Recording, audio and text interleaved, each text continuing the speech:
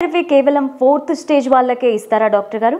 Chemotherapy అనేది అన్ని స్టేజ్లో ఇస్తామండి. 4th స్టేజ్కి ఒక్కదానికి కీమోథెరపీ అనేది ఇవ్వడం అనేటువంటిది ఉండదు. సో కీమోథెరపీలో మనకు బేసిక్గా 3 రకాలు ఉంటాయి.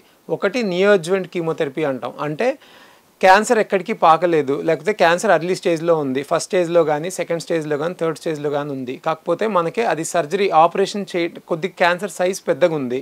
సో అలాంటప్పుడు మన నియోఅడ్జువెంట్ కీమో అంటే ఆపరేషన్ కంటే ముందు మనం కీమోథెరపీ ఇచ్చి ఆ క్యాన్సర్ యొక్క సైజ్ని గడ్డ సైజ్ని తగ్గించి ఆపరేషన్ చేస్తాం. దాన్ని మనం నియోఅడ్జువెంట్ కీమోథెరపీ అంటాం. ఇది మనం అర్లీ స్టేజ్లో అంటే సెకండ్ కానీ థర్డ్ స్టేజ్లో కానీ చేస్తాం.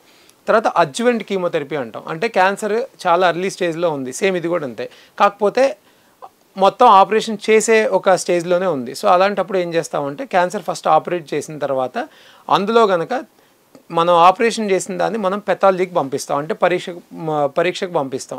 పంపించిన పరీక్షలో కనుక క్యాన్సర్లో హై రిస్క్ ఫీచర్స్ అంటే మనకి తిరిగి వచ్చేటువంటి లక్షణాలు అనేటువంటి కనుక ఎక్కువగా కనపడితే అప్పుడు మనం కీమోథెరపీ ఇస్తాం. దాన్ని అడ్జువెంట్ కీమోథెరపీ అంటాం. 4th palliative chemotherapy. సో ఇది జనరల్గా మనం 4th స్టేజ్లో ఇస్తాం. సో 4th స్టేజ్లో ఇచ్చేదాన్ని పాలియేటివ్ కీమోథెరపీ అంటాం. అందులో మనం ఆపరేషన్ లాంటి వాటి ఏమి చేయము, కీమోథెరపీ ఇచ్చి క్యాన్సర్ అనే దాన్ని కంట్రోల్ చేసుకుంటాం. సో దాన్ని మనం పాలియేటివ్ కీమోథెరపీ అంటాం. సో ఈవెన్ ఫస్ట్ స్టేజ్లో అయినా, సెకండ్ స్టేజ్లో అయినా, థర్డ్ స్టేజ్లో అయినా, ఫోర్త్ స్టేజ్లో అయినా, ఏ స్టేజ్లో అయినా కూడా కీమోథెరపీ అనేటువంటిది ఇవ్వచ్చు.